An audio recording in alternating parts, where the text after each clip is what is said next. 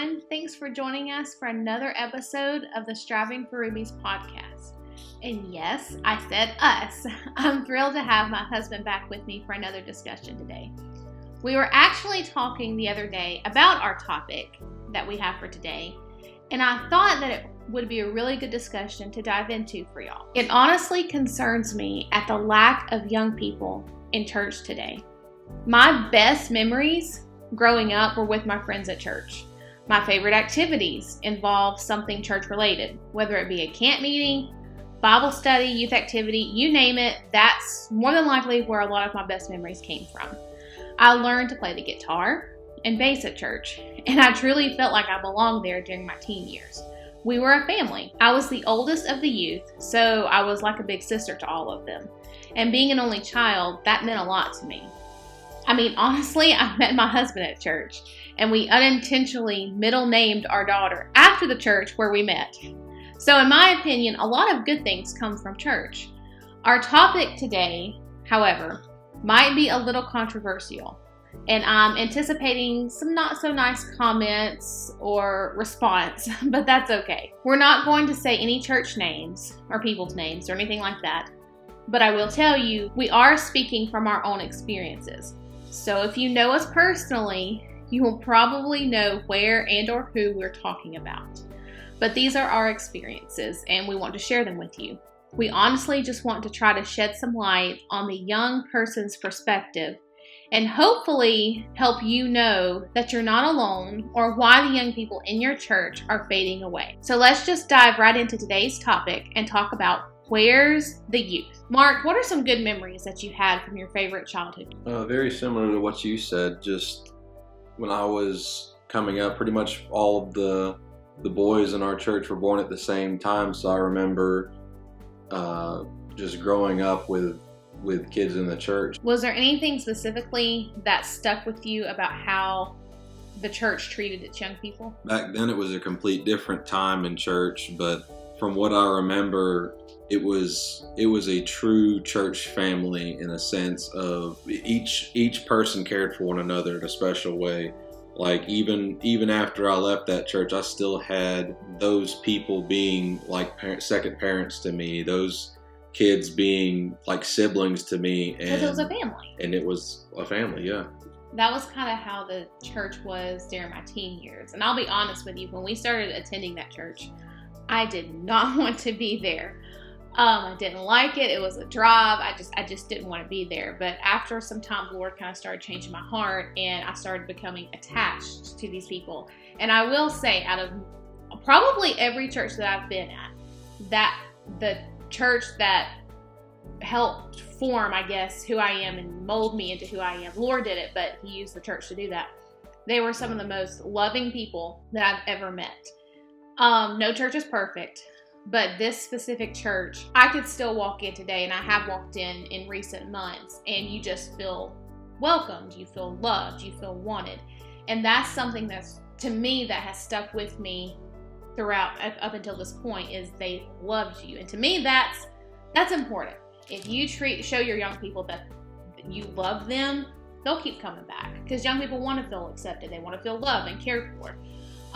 Have you ever attended a church where you felt like no one cared or like they didn't care about the young people? Growing up, as some listeners probably know, with a dad that's a preacher, we went to multiple different churches visiting or going to meetings or just different reasons going to several different churches. Like your question, if you've walked in and not felt like someone cared or that they didn't care about the young people, it's a lot of the times it's that they don't know how to, that the church just isn't structured in a way where they've never thought about even trying to structure it that way.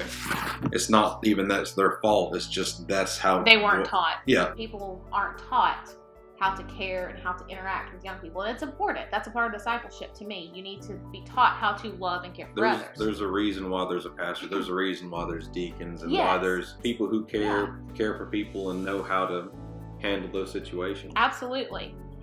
What would you say is the number one reason young people do not enjoy church anymore? And let me add this in there. When I talk about church, and you should know this if you've listened to our podcast and you follow Striving for Rubies for any length of time. When I'm talking about church, most of the time, if not all the time, I'm talking about a Baptist church. And the reason I say Baptist is because it's, to me, with the way we believe, is the most closely aligned with the Bible. But I'm talking about a church that reads the Word of God, that preaches the truth, doesn't put on all these rock concerts. But that's the kind of church that I'm talking about. So, what would you say is the number one reason young people don't enjoy church anymore? You could go with shorter attention span, because we live in a time of technology where everything's got to be instant. It could be that there's, like you said, there's not enough entertainment to where you walk in a church and they've got their routines, they've got their traditions, and kids are just bored, just waiting for something to change, something to happen. You could say it's that. There's multiple reasons, obviously, but I would say the number one reason young people don't go to church anymore, it would probably be the entertainment value. That's interesting that you say that, because I had a conversation with your dad. This is the preacher, the pastor he was talking about. I had a conversation with your dad earlier last week, or towards the end of last week, and that basically was his response. I asked him the same question: why do young people leave churches? And his response was, there's no excitement. Young people do want to hear preaching. They want the truth. There needs to be an excitement there. Excitement and entertainment is okay, but in the right place. So let me share with you some of the responses that I got to the polling question. This was the question: why do less young people go to church? And I'm going to read you all of the responses. One said because they haven't experienced a real move of God. And I believe that that's true. Another one said more than likely they were never saved in the first place, or they're possibly backslidden. And I can get along with that too.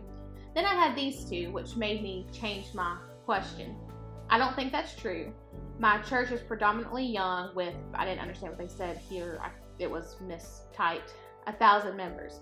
I'm not sure if they meant like 1,000 members total or 1,000 young people. I'm not sure. And then I had one other person said, do you have a statistic for that statement? And I did not respond to any of these because I was just getting it for research purposes. But I did look it up. And I encourage you to go look up those statistics about people that are young people that are less likely to go to church, or millennials, or Gen Z, or all that stuff. It's interesting, but there's a lot of information there. But there are statistics. Whoever said that, there are statistics for it. So after that response, I changed my question to what makes or causes young people to leave a church. Because that's more or less what I'm getting to. And these were the responses that I got. One person said that I think it's a problem with authority and then a spirit of rebellion.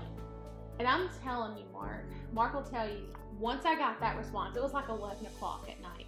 I came down, he was downstairs, and I went downstairs, and I was so upset and kind of burdened because that was the response. It's a spirit of rebellion. Now, I do understand if there are kids, they're rebellious. But that was the first thing that person thought about, was they're just rebellious. I mean, when I said that it's probably because there's not entertainment value, I don't think church needs to be entertainment. That's not what we're there for. No. We're there to worship. We're there to fellowship with brothers in Christ, brothers and sisters in Christ. Right. This entire generation and previous generation are set up for it. When you get home, you got TV, you got internet, you got all of these things that are floating around. You go out on the town, and there's countless different entertainment places to go. That's what we're all set up in the world to be prepped for, is you need to be entertained. That's what you're lacking, is entertainment. So that's what, in my sense, there's a disconnect there, because you have this youth that's all they know is work, entertainment, sleep. And then church, well, what's the point in church? There's no entertainment there. So it's not necessarily a spirit of rebellion. They've just been primed for different things. We're used to thinking we want things now. We don't know what it's really like to wait on a move of God. So there was a trend going around where a guy was offering anybody $20 if they could just name one Bible verse. And it didn't matter if it was youth or older generations, they couldn't name it. And it's like we were just saying, it's that there's a whole host of people out there that don't know what church even is much. It doesn't fit into their everyday life. They don't understand how to fit that in. It's not the rebellion part of it. They just honestly don't know. Yeah. Well, that brings me to the next response that I got. This was an anonymous one as well. the biggest reason their parents didn't make it a priority. Going to church is a generational choice. To be honest with you, I know dozens of people that were raised Sunday morning, Sunday night, Wednesday night, meeting time, fellowship time. Like, they were brought to church and they have nothing to do with church now. It's still something that I want to do with my kid, and it's something that I feel makes a good habit, and you're preparing them to be better at, okay, well, if you're ready for work every week, if you're ready for church every Sunday, you're going to have a better routine. It's a routine, yes. It's good to have them coming in a routine of coming to church, but there's got to be more than that. It's got to be in your heart. It's got to be in their heart. You got to have them, you got to get to a place where they're starting to understand why are you doing that every Sunday. You can't just take your kids to church and by the time and not do anything else by the time they're 16, 18 years old. You're like, well, why aren't they going to church anymore? Raylan's 2 years old, and she's starting to understand routines and stuff like that. At any age, you can understand a routine, but there's got to be something there. Like, at some point, she's probably going to be asking us, why do we do this every chance we get? There's a reason for it. Yeah. The next response that I got was rumors. And I'm going to address that here in a second with a response that really broke my heart. And then the last anonymous response I got said, in today's age, people think that church should be a source of entertainment, and that's what we've been talking about.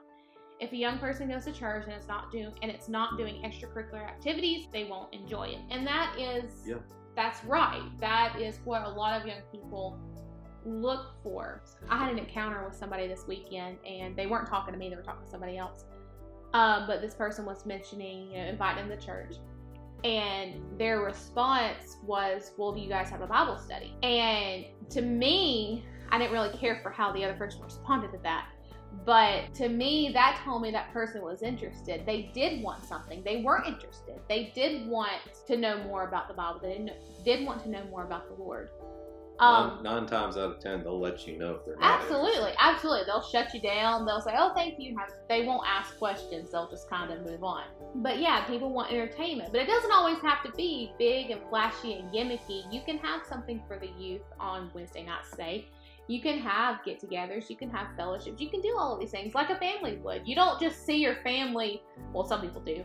But you don't just see your family once a week. You don't just talk to your family once a week. I hope you talk to them throughout the week and check in on them. So do you think that young people care about truth and right doctrine, the right Bible, etc.? For me, it was a bit different because when you're young, you don't, especially when it comes to church, you're not focused on, and you'll hear preachers say this too, it's that, oh, I've got my whole life ahead of me. I don't have to worry about that. You'll see youth that could easily understand a lot of what's going on, and I applaud a lot of preachers that from the pulpit will talk to the youth that way and try to get their attention, not call out, but will address the issue. Yeah. Okay, so my next question is, not every church obviously is meant to have a large congregation.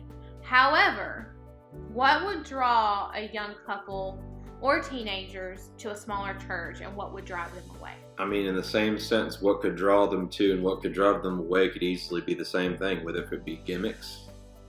Because a lot of the churches, they feel like that's the easiest way to get youth in is gimmicks. A lot of holidays, that's a lot of times you'll see the biggest increase in numbers is around holidays. Easily what would drive them away, I'd say 10 out of 10 times, is usually when you walk in and, like you were saying earlier, just not feeling welcome, someone who will walk up in a cold greeting, or someone who doesn't know how to... People looking down their nose at you for what you're wearing. I've heard preachers recently, a good preacher recently, call it like it is.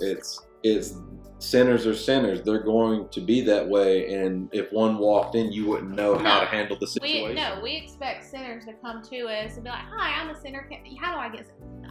That's not how that works. I've had young people share different things in their life, mistakes, whatever, just random things that I might not necessarily condone, but thankfully the Lord has given me the ability to not react. And when I say not react, I mean I'm not showing them that I disagree with it on my face.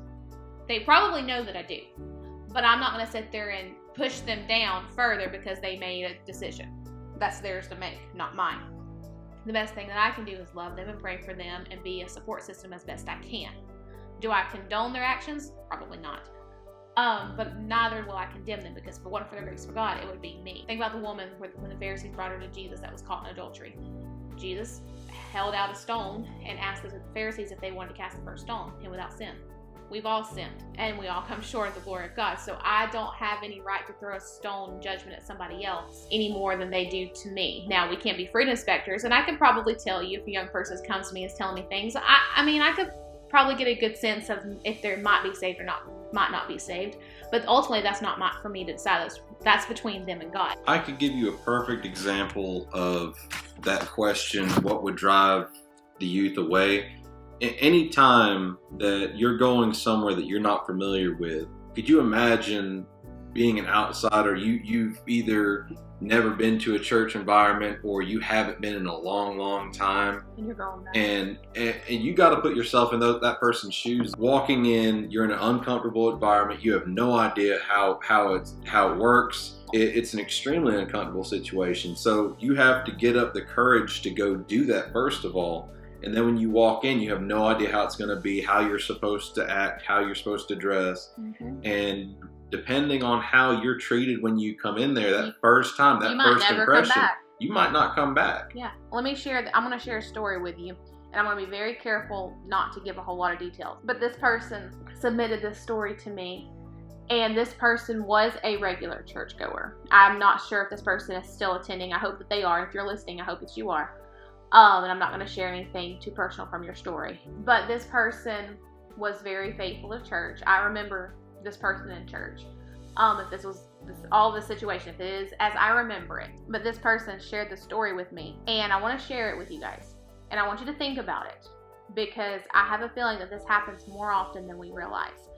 So this person said, only speaking from personal experience, they feel like one reason that young people don't go to church or driven away from church is fear of judgment. This was this person's personal experience. The church that they used to attend had a lady pull them aside and question this person about something in their life, and then proceeded to tell this person that it was a mistake, it wasn't right. When this person went back to visit again, this person was very familiar with the church. If it's the place that I'm thinking about, they had been a member and all of this stuff. They had, this is a church that they loved. Went back, and the people were, kind and loving enough. But they had some people give their family just some awful stares and just looks that would cut, in this person's words, cut like a knife. This person said that they never went back after that. So that made this person very hesitant to be involved with church because of that experience. Like I said, Jesus handed the Pharisees a stone and said, if you're without sin, go ahead and cast the first stone. None of us are without sin. Like Mark was saying earlier, we expect sinners, we expect church people, we expect all these people to be perfect and not make mistakes. And when they have messed up, we sit there, look down our nose at them like, I can't believe they did that. They should know better. But that story just really, it broke my heart, because that's not how it's supposed to be. It is absolutely not how it's supposed to be. If you could go back to one of the negative experiences that you've had in church, what is one thing that you would tell your younger self? Negative experiences. When I was little, there was a time where I was with my friends and I had a buddy of mine who he had conviction on him, and from what people probably seen at that point in time, it probably looked like we were horse playing, because we were known for that. It probably looked like we were not paying attention, but I was sitting there offering a friend of mine to go down to the altar with him because I knew that he had conviction on him, and the preacher from the pulpit called down to me and basically was sitting there calling me out, saying that I was in the wrong for what I was doing. From the pulpit? Yes. And that's always stuck with me. I have no bad feelings about that person, even though I know a lot of people who are devastated by it. I know a lot of people who don't have any relationship with that man anymore. I haven't talked to him probably since that time, but I have no hard feelings against him. It probably more difficult for a lot of the kids that were around that point in time. But I mean, I've had other experiences where wolves of the church they want to sit there and cause problems because they get full of themselves and they think that they can run around and do what they want to because of their positions, and that's not how you handle church situations. We had, and I'm like I said at the beginning, we're going to be very delicate with this because we're not going to call names, but if you know us, you know what we're talking about. We had a situation, I don't guess we had been dating too terribly long, but we had a situation where there was an individual, and this person had the mentality of, well, I'm a preacher's kid. She had a mentality that she was a preacher's daughter. So she felt like, her appearance gave off that she felt like she was more self-righteous than everybody else. We had a situation where the young people were putting a project together, and she did not like it. So she got herself all in it. She just accused me of some things. She went over our head with some things that we were going to talk to the pastor about, and just completely got all in it, and it ruined it. The Lord gave us grace to handle it. We continued with the project. We saw the project through to the end because we committed to it, but we gave them what they asked for instead of what the kids wanted. We gave bare minimum and we completed it through until the end. Well, a little bit after this project, this woman comes to us or comes to me. She took advantage of the fact that Mark wasn't there that day, because Mark usually, we were just dating, but he you won't think it, but he is pretty protective over me, or he was then. She took advantage of the fact that he wasn't there, and she came up to me and said that we needed to have a sit down and talk about it. So, okay, we did. I said, okay, or clear the air, I think is how she put it. So we sat down after a meal. Mark was there, the pastor's wife was there, and then this woman was there. And when we sat down, I'm telling you, this person had a list of stuff to throw at me. And honestly, to everything she said, I couldn't tell you to this day. The way all of that happened, and when I tell you she was flinging things at me, she was flinging things at me at 18. Was I 18? I'd been around. I was about 18 years old. Maybe, yeah, I was 18 when all of this occurred. This was a 30-something, 40-something year old woman flinging all this junk at me. And I didn't know what in the world to do with it. When it was all said and done, Mark was mad. It wasn't like we had taken up this role to run this project and we just snatched up the role. We waited. We waited until nobody wanted it. Nobody wanted to do it. If we didn't do it, nobody was going to do it. And when we took the reins to do it, it was like, okay, now that we see what you want to do, we're going to jump in. We're going to just jump in and double back on what we said about we didn't want to do it. Everything that we did was counteracted and thrown back at us. And the thing was, the kids wanted us to do it. But all of that to say, when it all got down to the end and we were able, that was over. And that situation right there would have been enough to drive any young person away from church. Absolutely. And to be honest, I didn't know what to do after that. It was just kind of a shock at my 18 years old. Now, I'm glad it didn't happen now, because I probably would have had a few more choice words. Oh, yeah. But to go back to your question on what would one thing that I would tell my younger self after dealing with some of these experiences or during dealing with some of these experiences, both of those experiences, I would say I wouldn't have changed a thing that we did, because go with grace with it, and go with God behind you on that. That's the one thing I see more than anything that causes you problems when you're facing a hard time in a situation in the church, is that you get full of yourself. You get angry about it. You just decide that you're going to handle it, that you're bigger than God on handling that situation. Pray about it. That was a hard thing to do with either one of those 100%. Situations. Make sure you're right with God with it. If it feels right in your heart, that you're doing the right things in If you've your got peace about it, if situation, you've got peace about it, just do what God then tells you to do. just handle it with grace and seek His will with it. The Bible says, if it be possible, live peaceably with all men. I believe it was Paul that wrote it, and that's why he said, if it be possible, because some people, it's just not possible. And with those situations, it just was not possible to live peaceably. With these situations in mind, and other situations we didn't mention, what is one thing that you would want to tell the leadership of either of those churches where these situations happen? A lot of these situations, it involves the youth. I would say that if you're part of the leadership of a church in any shape or form, that there needs to be a better communication with the youth, a better listening to the youth. If I'm not mistaken, we had told whoever would listen to us before all of this that project began, that this person's a problem. Please keep this person out of that, because this woman was known for messing with things. And after we left, I was told from some of the young people that were still there that this person continued to meddle in everything and hurt a lot of the young people. And they're not there anymore. If I could tell the leader, like Mark said, I could tell anything to the leadership of the church that are involved with the young people, please listen to them. If you truly say that you care about the youth of a church, if you say that you want the best for the youth of the church, or if you're trying to bring people or the youth into the church, then there needs to be some form of communication there. Yes. We're not saying that the young people, they've got it all together and they know what you need to do. Obviously, we know more than our daughter does right now, 2 years old.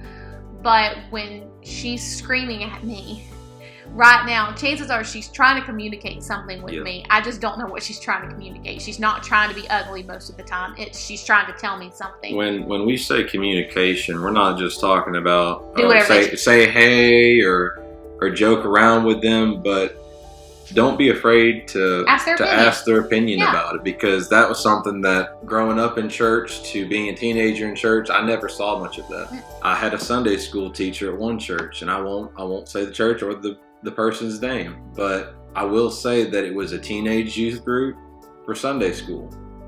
It was a Sunday school where you walked in and there was communication there.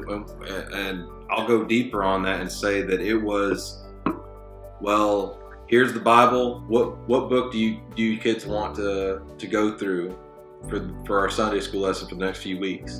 And that he would pick the kids' brains about which books that they wanted to see. He would sit there and ask them questions about it. We would read through the scripture and he would give them reading parts. He would go through that scripture. He was just a Sunday school teacher. He wasn't a preacher. He was a good man. But you knew he cared. Yeah, he cared. He cared about the youth. He wanted to communicate the Bible to these kids. He wanted to teach them and receive back what they felt about it. See that right there? I've had 2 Sunday school teachers in my lifetime that I can remember. There's probably others that I can't remember when I was way younger, but there are 2 that I remember. One was a youth pastor at that church, and then the other was not. The other one, they were just over the youth for a little bit, him and his wife. But both of them, they, just like you said, they interacted with the young people. It wasn't just come in here, sit in the Sunday school class, and just sit there and listen to me talk to you for 45 minutes. It was a give and take. They had trivia questions. Some Sundays we didn't even really have a lesson. We did sword drills and trivia, and that was great. We had similar stuff to that. It engaged the young people. In the beginning, we talked about entertainment. In my opinion, there's a right and a wrong kind of entertainment. That it seems like it's entertaining the young people, and it's just for entertainment purposes. But I promise you, they're getting it. I could wipe the floor with you, Mark, on a sword drill, and you know it too. But it's because these people took time to get this into us, and it stuck with me. So there needs to be people in there that do care. And when I say care, not just because they're told to care, but they genuinely care about the young people. So to wrap it all up, what is one piece of encouragement that you could give to young people who are struggling to find a church where they feel like they belong? Don't give up.